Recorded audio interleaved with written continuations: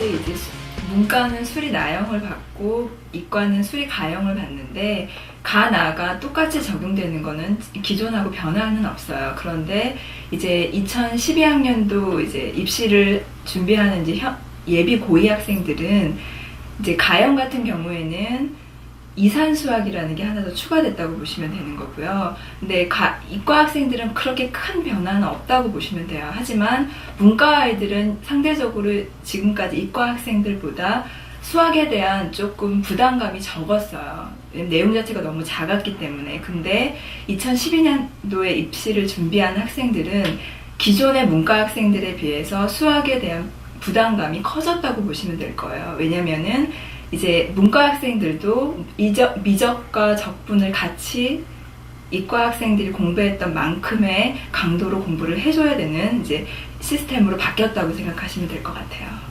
그러니까 수능에서도 여러분이 알다시피 국어와 영어와 수학은 다 동등하게 중요한 비중으로 차지하고 있다라고 보시면 될 거예요.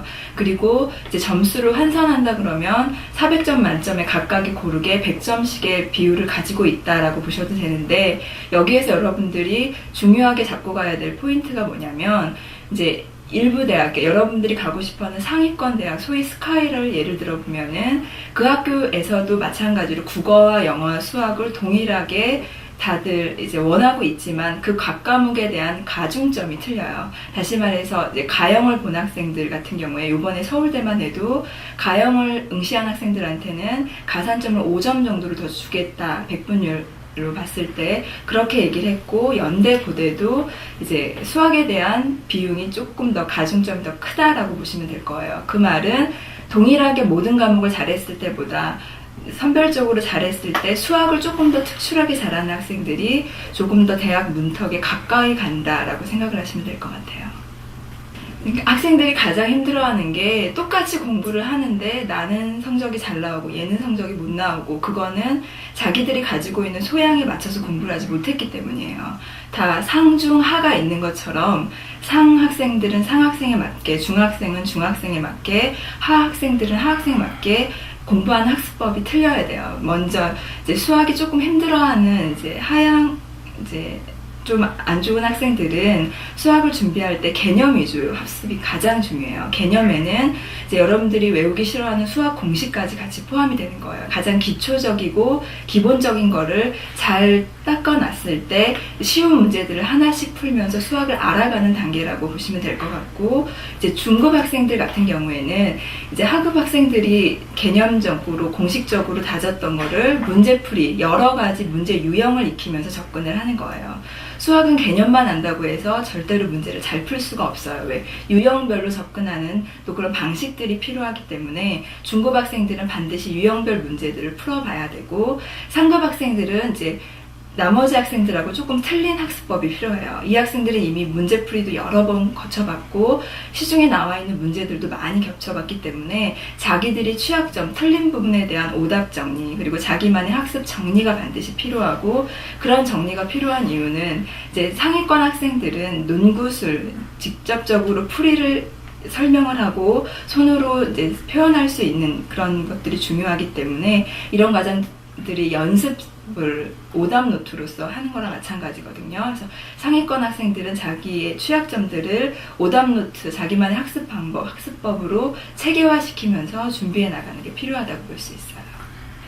현재 이제 중학교 때만 해도 개념 위주의 학습이 많기 때문에 중학교 때는 그래 나는 수학을 할 수 있어 라고 접근을 했지만 고등학교 1학년에 입학하는 순간 점점 수학과 멀어지는 학생들이 있어요. 이런 학생들은 이제 중학교 때 배웠던 개념들이 있는데 난 수학을 왜 못할까를 먼저 생각하는 거거든요. 근데 중학교 때 배웠던 거는 이미 지나간 일이기 때문에 거의 까먹고 적용이 안 되는 부분이 있어요. 그래서 그 지나간 거는 잊어버리고 지금 현재 학습, 고등학교 때 배우는 현재 학습을 그 개념과 연관되는 쉬운 유형별 문제를 접하면서 하나씩 알아가다 보면 수학은 어떤 문제를 해결하는 성취욕이 있는 과목이기 때문에 그런 성취욕까지 같이 얻어갈 수 있으면 하위권 학생들도 충분히 수학을 조금 더 잘할 수 있고 좋은 점수를 맞는 단계까지 올라갈 수 있다고 볼 수 있어요. 갈 수는 있어요.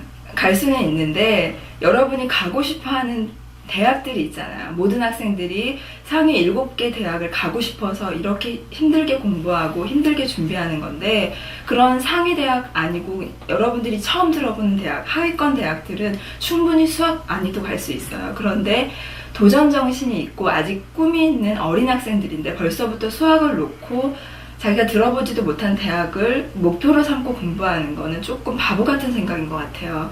내가 될 수도 있고 안 될 수도 있지만 끝까지 노력을 해서 성취하는 성취욕도 얻을 수 있고 목표를 향해서 달려가는 그런 뿌듯한 자기 모습도 느낄 수 있으려면 수학을 꼭 잡고 여러분이 가고 싶어하는, 진짜 들어봤음직한 대학을 가고 싶어하는 학생들을 위해서 조금 수학을 포기하는 단계를 나중으로 미루고 좀 더 열심히 수학과 친해지도록, 또 수학을 잘할 수 있도록 노력하도록, 그런 학습이나 이런 생활 환경에서 여러분들이 조금 더 노력해줬으면 좋겠어요. 180년 동안 한 번도 변하지 않았다는 하버드와는 달리 우리나라의 입시는 사실 매년 바뀐다고 해도 과언이 아닙니다.